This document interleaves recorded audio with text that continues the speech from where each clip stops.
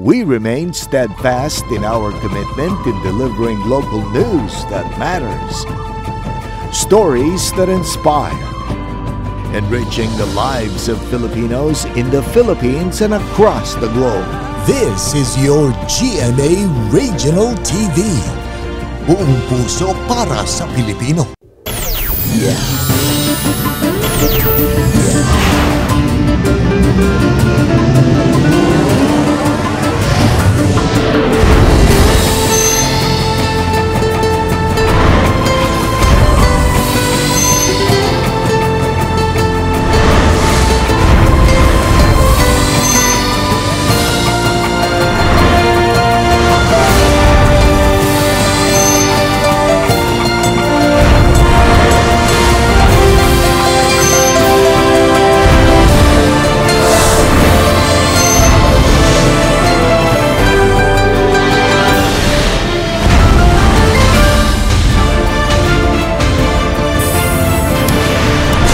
Kini ang GMA Regional TV Balitang Bisdak.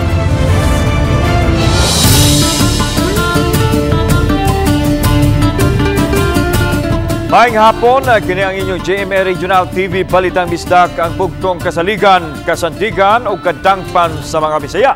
Ako si Alan Domingo. Nga maghatod sa labing dako og mga nagunang balita nga mahinungdanon sa Central ug Eastern Visayas. Ako si Luan Merondina. Live din sa GMA Complex sa Dakbayan sa Sugbo. Ako si Cecil Kibod Castro. Sunog ni Ulbo sa merkado publiko sa Dakbayan sa Danao. Kapin sa 700 ka mga stall owners apektado. Pagpakigumbati sa kayo milanat ug napo ka oras. Ang detalye sa report ni Femari Dumabo. Makita bisag layo pa ang kusog nga ulbos sa kayo, human halos tibok pampublikong merkado sa Dakbayan sa Danao ang gilamoy niini. Nadawat sa kabumbiruhan ng alarma sa sunog alas 8:18 gabi. Mato ni Fire Investigator SFO1 Ronald Telidua, nagsugod ang kayo sa dry goods section sa likod nga bahin sa Danao Public Market. Ang tindahan gipanag-iya sa usa ka Janice couple. Ang fire station dili ra layo sa merkado, apan gingong nataod-taoran usapan na paybalo sila kalabot sa sunog. Gingon unang gisulayan sa usa ka watchman sa merkado ang pagpalong sa dihang gamay pa ang kayo.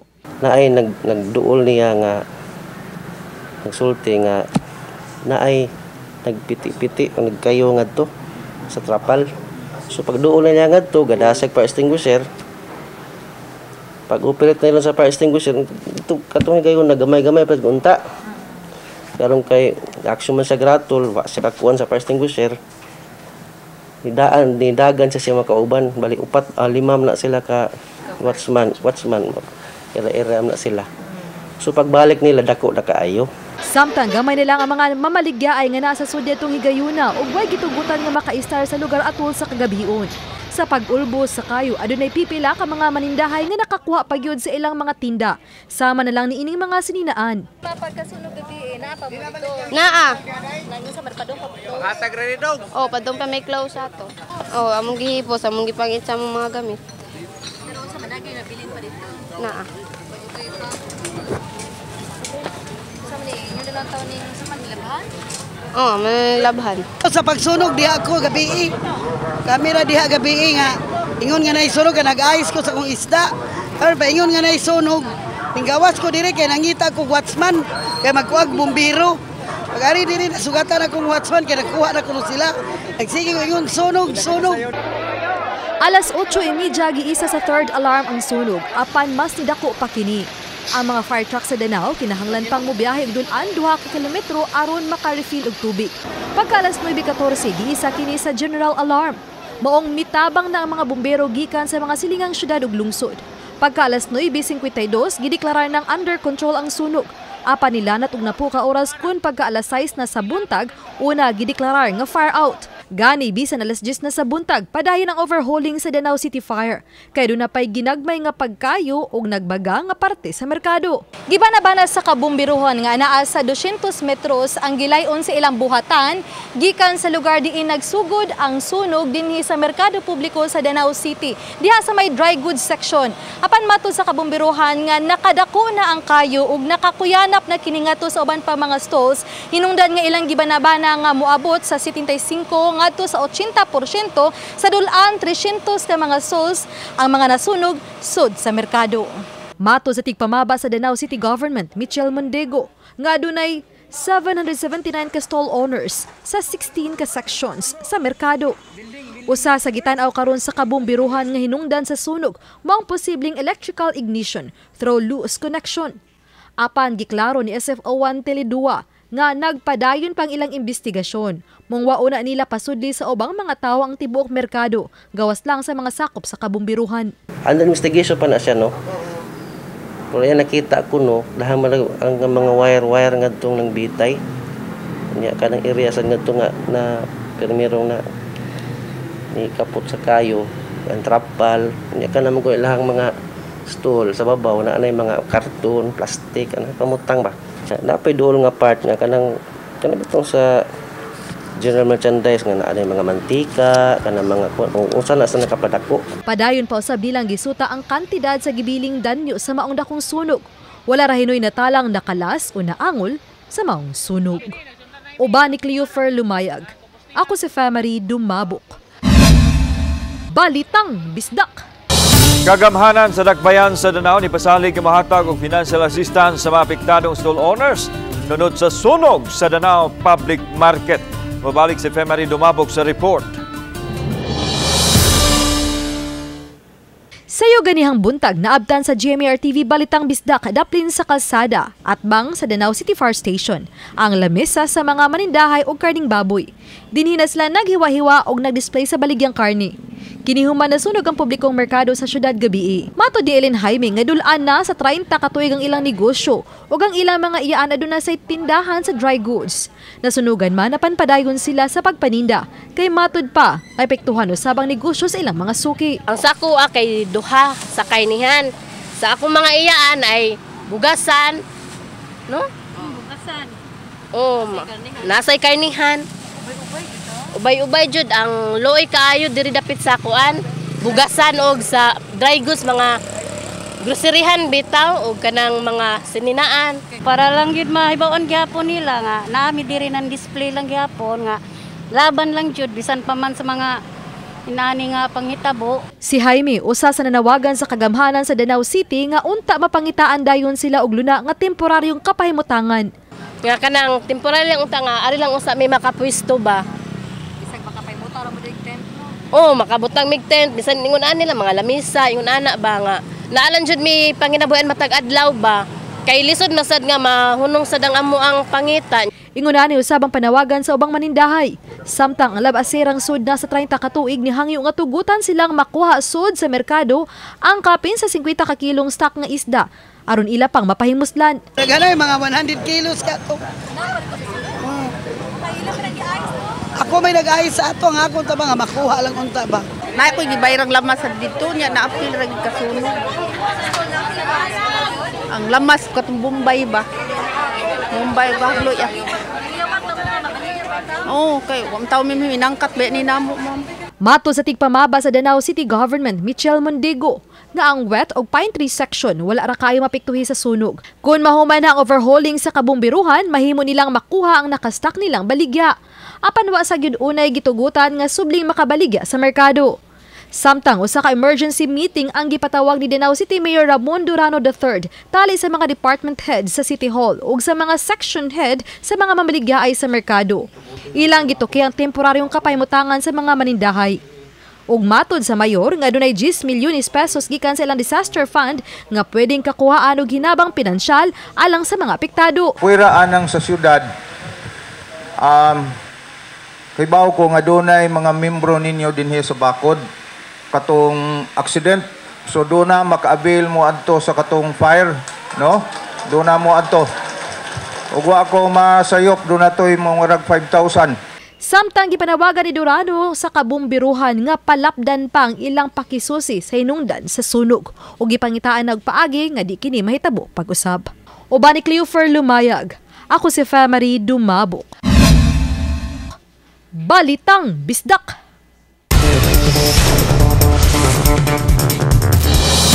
Mga opisyal sa Barangay Marigondon, Dakbayan sa Lapu-Lapu, may pahigayon-dayon ug misting operation human usa sa ilang mga mulupyo nakalas tungod sa dengue. Ani ang report? Gahapon lang yung adlawa na deliver ang misting machines o gigamit dayon kini karong adlawa. Gipalit kini sa barangay, pinaagi sa emergency purchase, human usa sa nagka-dengue, nakabsan gayud sa iyang kinabuhi. Mato ni Konsehal Maribel Hontiveros, chairman sa Committee on Health, nga gikan sa Enero hangtod karong adlawa, tulo lang ka mga kaso ang natala nga dengue cases. Usa ni ini ang nakalas. Kanang namagwid na kaso diri sa amuha sir nga kanang tulo ka buok ang usa pataliti ang duha okay ra. Samtang gipahibaw ni Kapitan Lucrecia Amores nga mipadali-dali sila og palit og misting machines aron kapugngan ang pagkatap sa dengue virus. Lakip sa 200,000 pesos ang chemical nga gisambog sa tubig ug maoy ipasirit sa mga dapit nga daghang tanom ug napundong tubig. Miabag usab si Konsehal Rogelio Amores, Vice Chairman sa Committee on Health sa misting operation uban sa usa sa mga staff sa Barangay Health Center. Sa report nga dunay fatality diri sa proper 3 sir, nagpa-emergency meeting ko para maka-emergency purchase mi aning para sa dengue. Ganiha lang, gipirmahan na sa kapitan ang cheque nga ibayad sa supplier. Midugang ang kapitan nga gi-realign nila ang gahin alang sa COVID-19 tungod kay hapit naman walay kaso ug kini ang ilang gigamit pagpalit og misting machine. Amo dayon gi-purchase dali-dali mo to nga naabot ni karon kay do na may kaso dire na positive man. Nag-request man sila mo nang amo ning gihimo karon. Uban ni Godfrey Relien, Luan Merondina, Balitang Bisdak.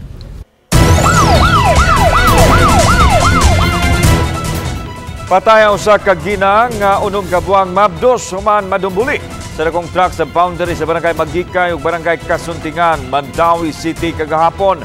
Ang pamilya naglisod pa sa pagdawat sa nadabo. Ang detalye sa live report ni Nico Serino. Nick.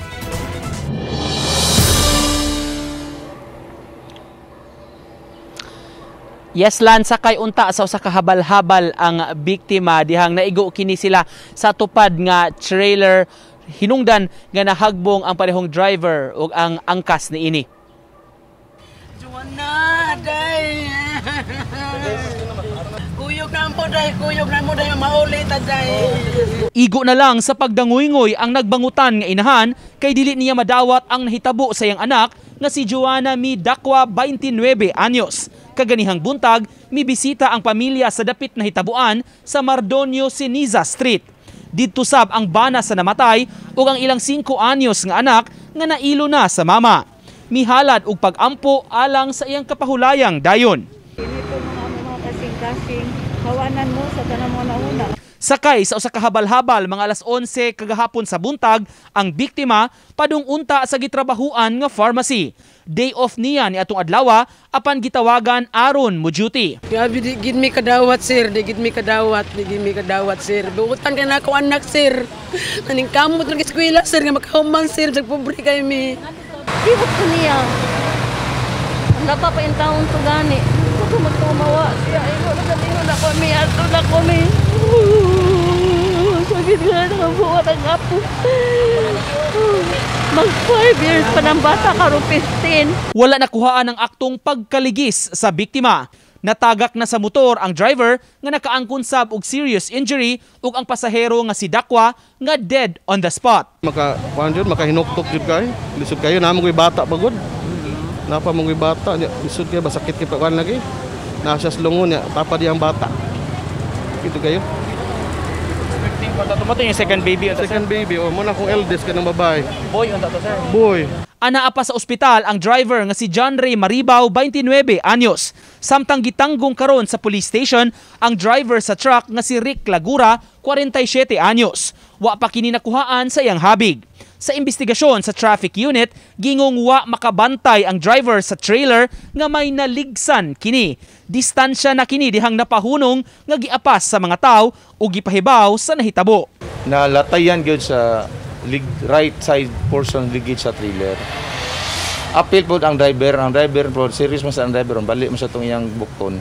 Di dyan nato makita kay ang CCTV, wa mo dyan nakita, labay na sa trailer, nahayang na ang biktima.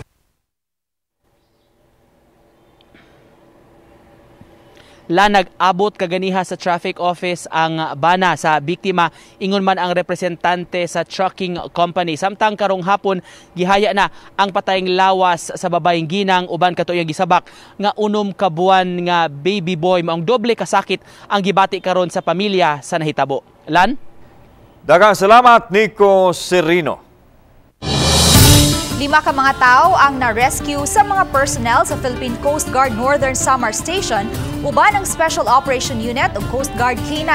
Ang 5 kasakay sa motorbangka nga naunlod sa dagat sa Dalupiri, Isla sa San Francisco sa Northern Samar gumikan sa dagko o kusog nga mga bawd. Suma pa mga alas 11 sa buntag gahapon si Jaime Mondigo ug kaubanan mibiya gikan sa Victoria, Northern Samar paingon sa San Antonio Island. Apan sa ilang paglawig gihapak ang ilang bangka sa dagkong mga bawd ug sa kakusog-sasog sa dagat maong kini miresulta sa ilang pagkaundod.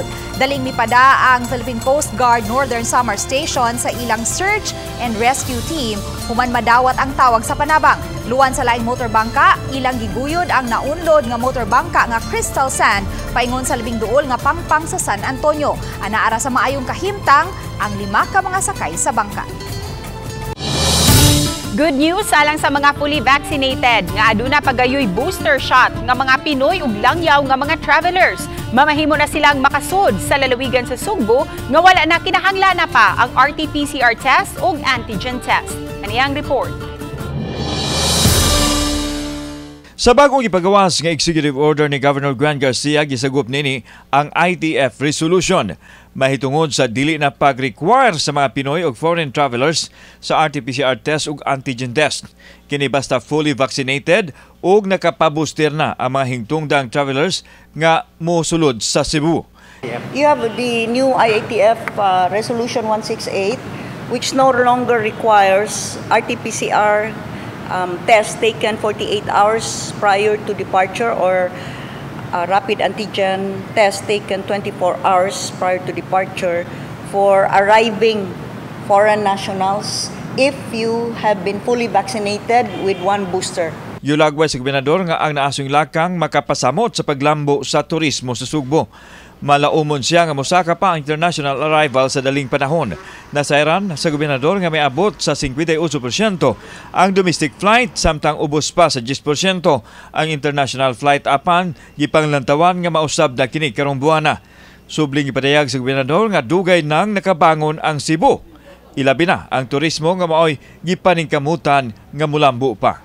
It eases up the restrictions and I am very positive and optimistic that our international arrivals will soon be rapidly increasing. Kauban si John Solon o Rod Prado, ako si Alan Domingo. Balitang Bisdak.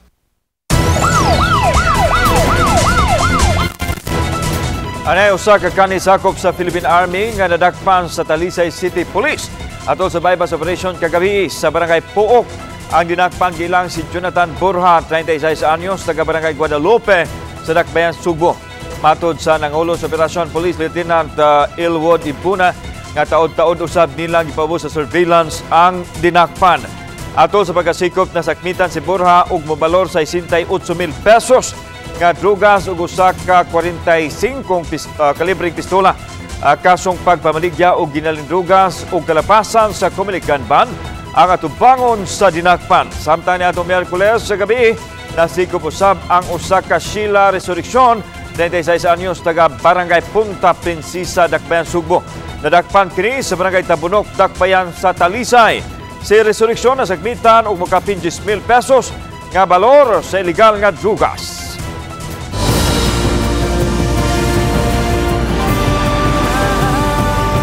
Kini ang GMA Regional TV Balitang Bisdak.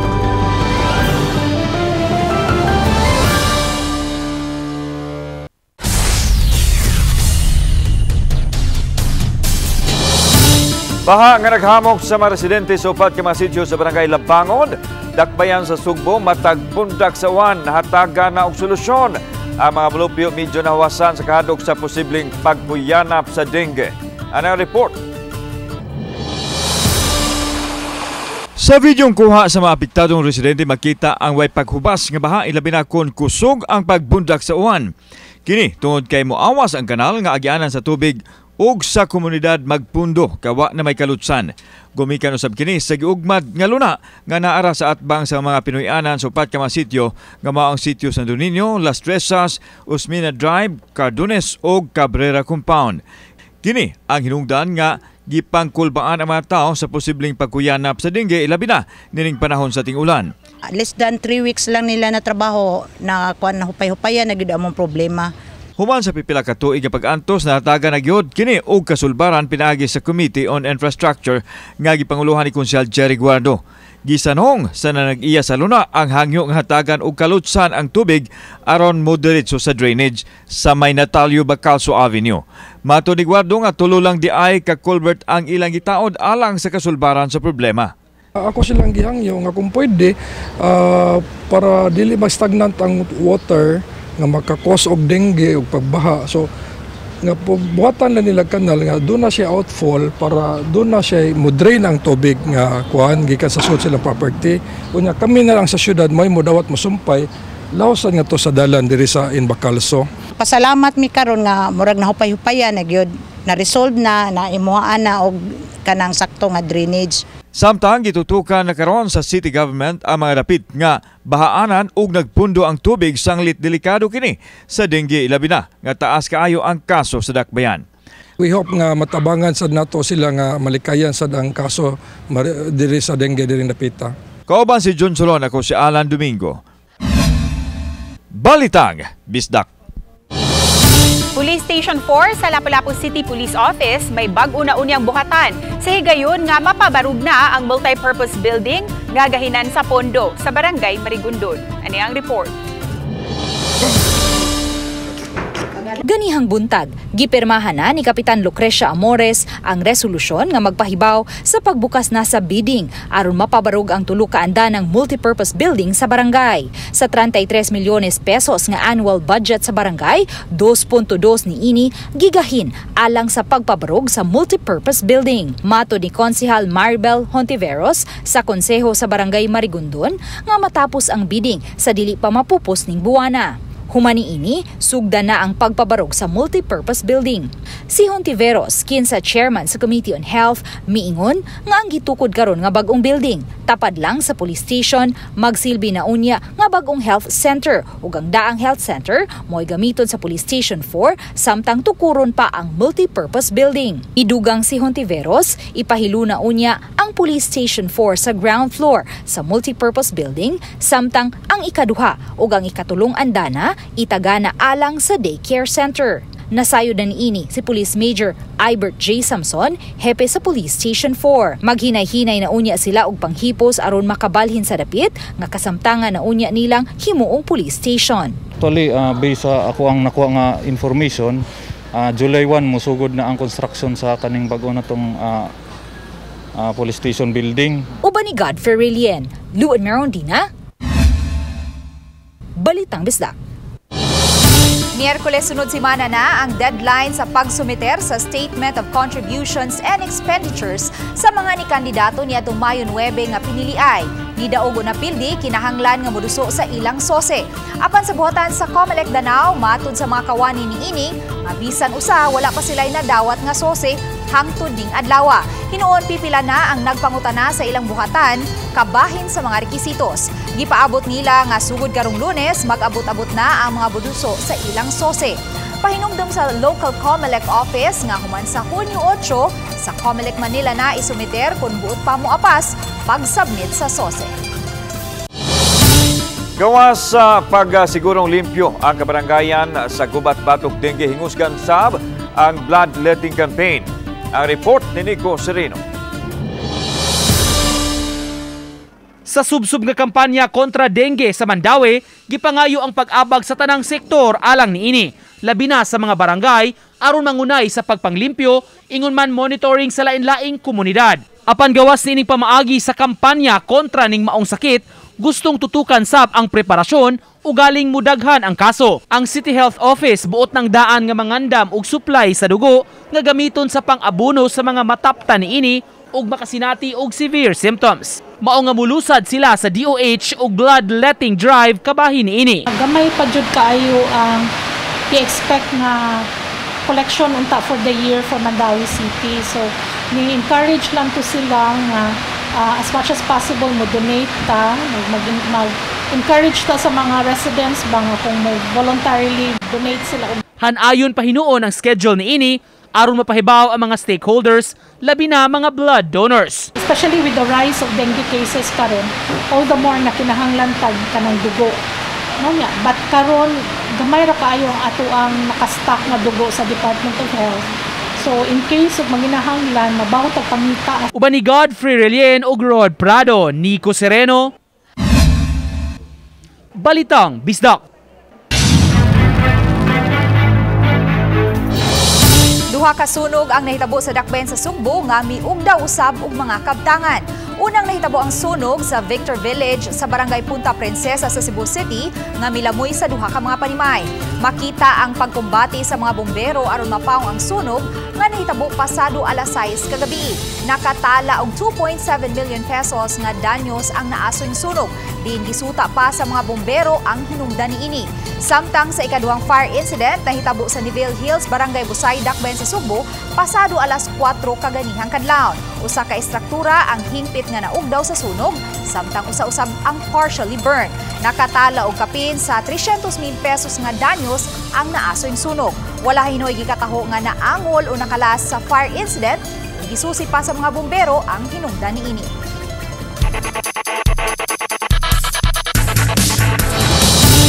Pinaagi sa paggiya ug pagdisiplina ni Coach Patrick Henry Aquino, ang head coach sa Gilas Pilipinas Women's Basketball Team, na angkon sa Team Pilipinas ang bulawang medalya sa women's basketball sa 31st Southeast Asian Games dito sa nasud sa Vietnam. Kinumduman nga nakuha usab sa women's basketball team ang gold medal atol sa SEA Games ni atong 2019. Matud ni head coach Patrick nga bisan kung tulura ka buwan silang nagbansay sa iyang mga players, apan madasigod ug positibo silang madala gihapon pauli ang kampyonato. Matud pa ni Coach Patrick nga wa siya magdahom nga mag-back-to-back champion sila ngunit sa kalisod nga da sa pandemya. Ang Gilas Pilipinas Women's Basketball Team midaog tali sa Indonesia atol sa finals. Samtang kini ang tambag ni head coach Patrick alang niya itong gustong musod sa kalibutan sa women's basketball. Mag-ensayo kayo mabuti, especially sa mga bata. Don't ever give up on your dreams. Try to compete every day nagko-compete kayo para lang maging makuha niyo yung mga goals niyo. And nagpapasalamat ulit ako sa mga lahat ng mga sumusuporta, especially sa mga young ballers natin na talagang tumitingala sa mga ates nila. Sirado ng kaso subay sa kamatayon sa usa ka Chinese national ni atong Pebrero 1 nga usa sa bisita sa unit sa usa ka upat ka mga Chinese national nga napatay sa masakop sa anti-kidnapping group. Human misukol atol sa rescue operation. Pipila ka adlaw lang ang milabay si Zuli, usa ka Chinese national bibisita sa unit ni Gong Jinming, usa sa upat ka Chinese national nga midagit sa 70 anyos apan napatay sa kapulisan. Atol sa reenactment gihimo sa Police Station 4, ilang nasuta nga walay foul play. Gihulagway ni Police Major Albert J. Samson ang hipis sa Police Station 4 nga dako og taas nga tao si Zuli, samtang si Go Jinming may daot ug mas gitas-on lang 5 feet and 4 inches. Kani si Yizo taas man siya, medyo 6-footer, dool 6-footer niya. Kani si Gong Jinming mubuon ra ni nasa 5'4 or 5'5. Sa Hunyo 8 na ang deadline sa pagsumiter sa SOSE. Apan 11 pa lang sa dakbayan sa Sugbo ang nakaduso sa ilang SOSE. 7 niini sa North District, samtang 4 sa South District. Gilangkuban kini sa mga nakadaog ug napilding kandidato sa managlahing pwesto. Nanawagan ang election assistant ni si Narciso Bendulo sa mga kandidato sa pagduso na sa ilang mga SOSE sa dili pa moabot ang gikatakdang panahon. Last day of filing yun sa SOSE shall be on June 8 next week na. So at least 4 days more to go. Mga kapuso, subling masaksihan ang New York Festival's TV and Film Silver World Medal Awardee nga Limitless a Musical Journey. Tanan nga awit, istorya, luha o kasadya, ipaambit ni Asia's Limitless star nga si Julian San Jose. Walay sobra, walay kuwang, Limitless Musical Journey Marathon. Masaksihan kini via streaming. Ugma na kana mga kapuso, Hunyo 4, Sabado, sugod sa alas 7 sa gabi, hangtod na sa alas 10 sa gabi. Magkakaroon po ulit ng rerun ng Limitless Musical Trilogy. Ito po ang schedule sa June 4. Ayan, ang part 1 po, ang Breathe ay at 7 p.m. Ang part 2, Heal ay 8:30 p.m. And part 3, Rise, it's at 10 p.m. And you can still get your tickets at gmanetwork.com/synergy. Maong palit na og tiket mga kapuso sa www.gmanetwork.com/synergy.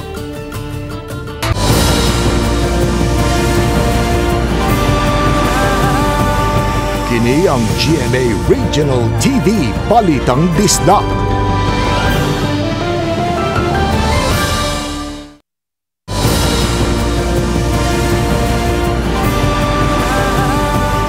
Kini ang GMA Regional TV Balitang Disdak.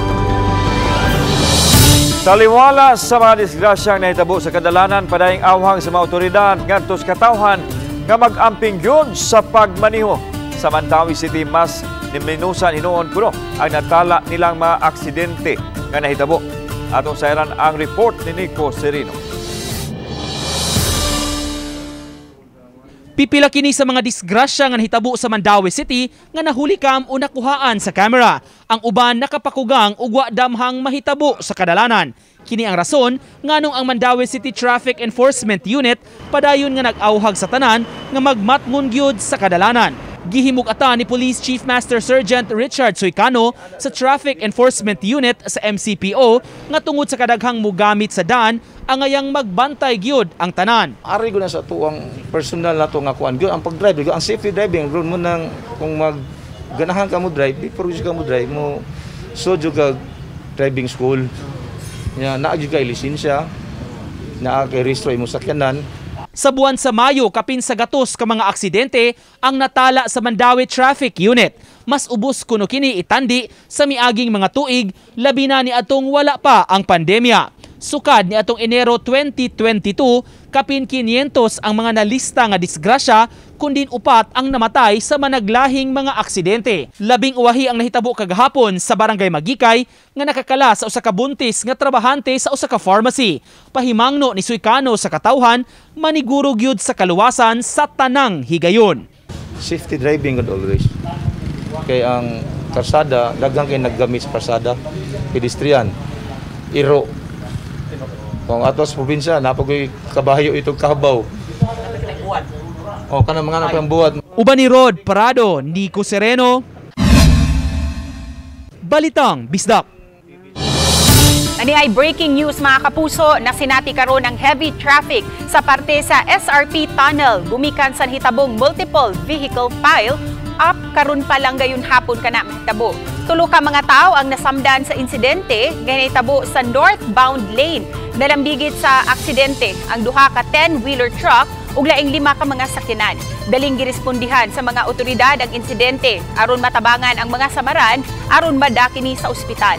May abiso ang CDRRMO kabahin sa insidente aron usab kalikayan nga mabara sa trapiko ang mga moagi sa maong dapit karon lang gayong hapon. Higpit nga monitoring ang gipahigayon sa kapulisan sa dakbayan sa Lapu-Lapu ubos sa Police Station 4 sa Barangay Marigondon. Lakip sa ilang gibantayan ang mga subdivision of villages nga nimutang sa barangay nga ubos sa ilang jurisdiksyon. Ania ang report. Unang gikataho sa usa sa mga barangay nga ubos sa Police Station 4, gitaguan ang 70 anyos nga biktima sa kidnap for ransom. Mato ni Police Major Ibert J. Samson, hepe sa Station 4, nga uban sila ni Police Lieutenant Zosimo Ravanes Jr., team leader sa anti-kidnapping group ug sa iyang mga sakop nga naniid sa posibleng mga dapit nga gidad-an sa biktima. Apan nasayran nga human sa tulo ka adlaw, gibalhin kini og dapit ug didto na napahigayon ang operation sa AKG uban ang ubang unit sa kapulisan. Katong information ato ang gibalidate. Then after how many days, mga 3 days na find out nga nibalhin sila dito sa other area. Midugang si Samson nga higpit ang ilang monitoring sa mga subdivisions ug sa mga villages aron masiguro nilang luwas ang mga dapit. Hinuon iyang giangkon nga adunay mga tagduma sa subdivision nga wala motugot nga makapahigayon sila og roving sa sulod. Katuwag yung gipa-appeal og roving ning mga sulod sa subdivision but naamay mga subdivision nga kanang uban medyo dili magpasulod. Human sa duha ka insidente sa kidnapping nga nahitabo sa dakbayan sa Lapu-Lapu, mas gihigpitan karon ang monitoring sa kapulisan. Gahapon, mipatawag og tigom ang Lapu-Lapu City Police uban sa mga tagduma ug mga security officers sa mga subdivisions ug mga villages aron magiyahan sila sa angayang buhaton aron malikayan nga mahitabo ang susamang mga insidente. Pwedeng maka-red kuan sa ilaha kung na ay mga kanang warag kadudahan sa ilahang mga subdivisions. Uban ni Godfrey Rilien, Luan Merondina, Balitang Bisdak.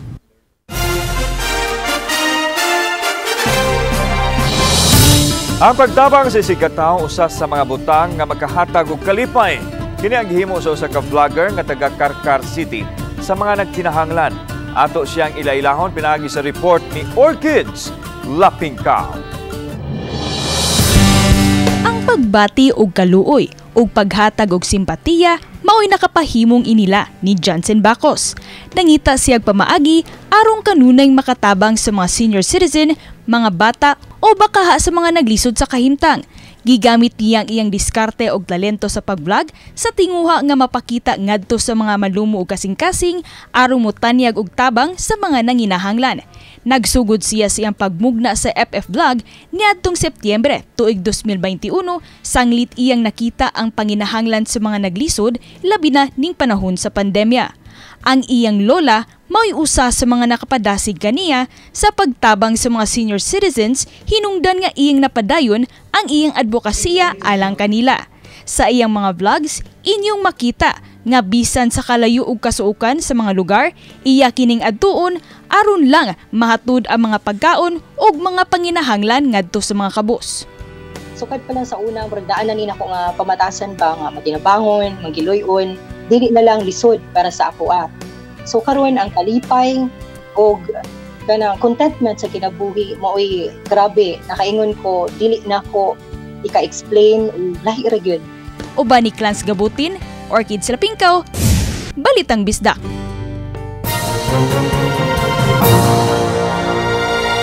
Mao kini atong pinakaling kahimtang sa atong panahon para karong adlaw, Friday, June 3, 2022. Ang Ridge of High Pressure Area kay mao'y naka-extend ug nakapekto dito ron sa silangang bahin sa Southern Luzon ug sa Visayas. Ug tungod ani dinhi ron sa tibok Visayas, apil na ni ang probinsya sa Palawan ug Occidental Mindoro kay makasinati tag maayo nga panahon nga aduna lang ta karoy mga panag sa mapanganuron ngadto na sa madag-umon nga kalangitan ug naagi hapon tay mga patak-patak na mga pagulan, panugdog ug kilat. Kini tungod ni sa Ridge of High Pressure Area ug sa mga localized thunderstorm. Nagpadayon gihapon tag monitor sa atong heat index. Niniron sa tibok rehiyon makasinati tag 38 to 41 degrees Celsius nga heat index. Kini siya na siya sa extreme caution nga category na kani posible makamugna og mga heat cramps, heat exhaustion ug heat strokes. Para sa mga dugang mga impormasyon, pwede natong i-check ang mga social media accounts. Ini na lang kutob gikan sa Pag-asa Visayas DOST din sa Mactan, Vine Sabillano. Happy weekend!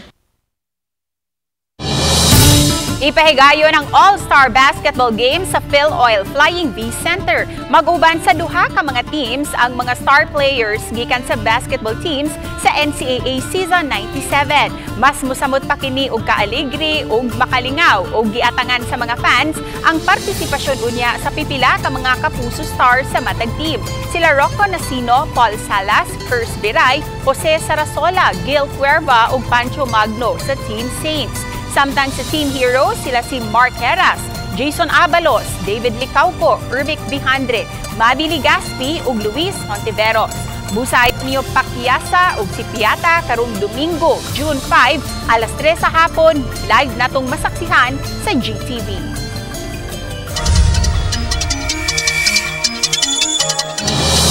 Kung aduna may maayong balita nga dala ang pandemya, kini mao ang pagkadiskubre sa mga artist nga nisikat pinaagi sa social media.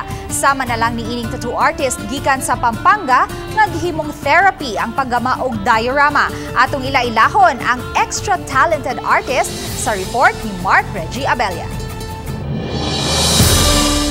Daghan ang nalisang sa pagsugod sa pandemya, duha ka tuig na ang nilabay. Pipila ka nato adunay laing-laing mga pamaagi aron mahimong produktibo ang tibok adlaw aron di lang bation og depresyon. Sama na lang niining artist gikan sa Mabalacat City, Pampanga nga si Jason Pascual Munoz o mas na ilang Noda Munoz kinsa gihimong therapy ang paggama og diorama nga iyang gitawag og bahay ni Juan. Si Noda, usa sa mga labing naapektaran sa pandemya, ilabi na ang iyang panginabuhian isip usa ka full-time tattoo artist. So naisipan ko pong gawin ng diorama para maging brain therapy ko para labanan ng depression ko during the lockdown. Kasi tinamaan po ako ng anxiety. Then dumating po yung time na na-hospital ako na wala naman talaga akong sakit. So nag-base na lang po ako para bumuo ng bagong artwork. Dahil nga po yung tattoo medyo mahina po ng mga panahon. So doon ko po binuo yung bahay ni Juan. Inspirasyon niya ang iyang kinabuhi kaniadto nga nagpuyo sa mga barong-barong. Ang therapy lang unta kaniadto nahimong daan aron siya mas maila isip usa ka diorama artist. Kauban si Clans Kabutin, ako si Mark Jebella. Balitang Bisdak. Karong Domingo, atong i-welcome ang buwan sa Hunyo with an all-out mid-year blowout. Magselebrar uban ang inyong mga kapuso stars, ilabi na ang makalingaw nga pasundayag sa mga cast sa bagong reality game show sa GMA, ang Running Man Philippines. Ayaw si Piata ang diritan sa Divas of the Queendom sa ilang pag-awit sa mga kanta sa international singing icons. Og dili lang mga awit og pakatawa ang inyong ma-enjoy kay doon na say exciting deals og papremyo ang nag-unang mga online e-commerce website. Mong ayo si Piata mga kapuso, All Out Sundays, alas 12 sa udto karong Domingo, Hunyo 5 din hilang sa Kapuso Network. Daghang salamat sa mga kapuso nato, apil na nga na sa gawas sa nasod nga nakisayod sa mga dagko ug mga nagunang balita sa rehiyon. Ako si Luan Merondina. Ugikan dinhi sa Central ug Eastern Visayas, ako si Cecil Kibod Castro. Ang inyong balita, ang among balita kay matag lokal nga balita mahinungdanon. Kini ang inyong GMA Regional TV, Balitang Bisdak. Buong puso para sa Pilipino. Ako si Alan Domingo. Maayong hapon, mga kapuso.